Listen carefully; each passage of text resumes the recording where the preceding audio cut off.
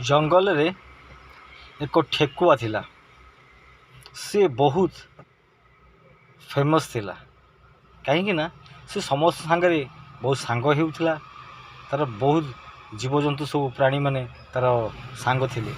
ତା'ର ବାଘ ସାଙ୍ଗ ଥିଲେ, ସିଂହ ସାଙ୍ଗ ଥିଲେ, ହାତୀ ସାଙ୍ଗ ଥିଲେ, ଘୋଡ଼ା ସାଙ୍ଗ ଥିଲେ, ମାଙ୍କଡ଼ ସାଙ୍ଗ ଥିଲେ। ସେଇ ଠେକୁଆର ଦିନେ ସେ କିଛି ଜଙ୍ଗଲୀ କୁକୁରମାନଙ୍କୁ ଦେଖିଲା, ଯେଉଁ କୁକୁରମାନେ ତାକୁ ହଇରାଣ କରୁଥିଲେ। ସେ କ'ଣ କଲା, ସେ ଭାବିଲା ମୋର ତ ଏତେ ସାଙ୍ଗ ଗୁଡ଼ିକ ଅଛନ୍ତି, ମୁଁ ସମସ୍ତଙ୍କୁ ସାହାଯ୍ୟ ମାଗିବି, ତାହେଲେ ଜଙ୍ଗଲୀ କୁକୁର ଗୁଡ଼ିକୁ ମୁଁ ବିଦା କରିଦେବି। ତାପରେ ସିଏ ପ୍ରଥମ ହାତୀ ପାଖକୁ ଗଲା, କହିଲେ ହାତୀ ଭାଇ ଆଜି ଟିକେ ମୋତେ ସାହାଯ୍ୟ କର, ଜଙ୍ଗଲୀ କୁକୁର ଗୁଡ଼ିକୁ ମୋତେ ହଇରାଣ କରୁଛନ୍ତି। ଠେକୁଆ କହିଲା, କିନ୍ତୁ ହାତୀ କହିଲା ମୋର ଆଜି ବହୁତ କାମ ଅଛି, ଆଜି ଗଛ ଫଛ କିଛିଟା ଭାଙ୍ଗିବାର ଅଛି, ସେଥିପାଇଁ ମୁଁ ସାହାଯ୍ୟ କରିପାରିବି। ତୁମେ ଦେଖ ବାଘକୁ କୁହ। ତ ମହାବଳ ବାଘ ପାଖକୁ ଗଲେ।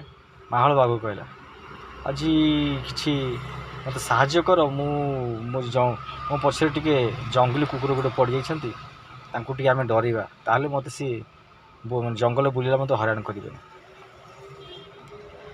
ବାଘ କହିଲା ମୁଁ ବର୍ତ୍ତମାନ 4 ଦିନ ହେଲା ମୁଁ ଖାଇନି, ମୁଁ ଟିକେ ଶିକାର କରିବା ବି ଭାବୁଛି, ପ୍ଲାନିଂ କରୁଛି କେଉଁ ଦିଗକୁ ଯାଇକି ଶିକାର କରିବି। ତୁମେ ଗୋଟେ କାମ କରୁନ, ମାଙ୍କଡ଼ କହୁନ, ମାଙ୍କଡ଼ ବର୍ତ୍ତମାନ ଫ୍ରିରେ ଥିବ, ବୁଲାବୁଲି କରୁଥିବ। ତାପରେ ସେ ମାଙ୍କଡ଼କୁ ଯାଇ କହିଲା ମାଙ୍କଡ଼ ଭାଇ ଆଉ ଭଲ ଅଛ?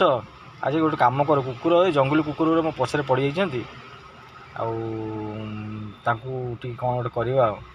କିନ୍ତୁ ମାଙ୍କଡ଼ କହିଲା ବିଶ୍ୱାସ କରିବନି, ମୋ ଉପରେ ଜମା ସମୟ ନାହିଁ, ମୁଁ ସେ ଆର ଜଙ୍ଗଲକୁ ଗଛ ଉପରେ ଯାଉଛି, ଗୋଟେ ଭଲ କାମ ଅଛି, ଆଉ ଟିକେ କାମ ଅଛି, ମୁଁ ଯାଇପାରିବିନି। ସିଏ ଠେକୁଆ ଜଣକ ଭାବିଲା ଜଙ୍ଗଲୀ କୁକୁର ଗୁଡ଼ିକ ମାନେ ମୋତେ ହଇରାଣ ବହୁତ କରିବେ। ଠେକୁଆ ଭାବିଲା ଏଥର ମୁଁ ନିଜ ଉପରେ ନିଜେ ଭରସା କରିବି ଏବଂ ନିଜ କୌଶଳରେ ଏଇ ଜଙ୍ଗଲୀ କୁକୁରମାନଙ୍କ ଠାରୁ ନିଜକୁ ବଞ୍ଚେଇବି। ଆପଣମାନେ ଏହି କାହାଣୀରୁ କ'ଣ ପାଇଲେ ବା କ'ଣ ମୋରାଲ ଜ୍ଞାନ ପାଇଲେ, ଆପଣ କମେଣ୍ଟରେ ଲେଖି ଜଣାନ୍ତୁ। ଲାଇକ୍ କରନ୍ତୁ, ଫଲୋ କରନ୍ତୁ ଏବଂ ସବସ୍କ୍ରାଇବ୍ କରିବାକୁ ଭୁଲନ୍ତୁ। Thank you so much.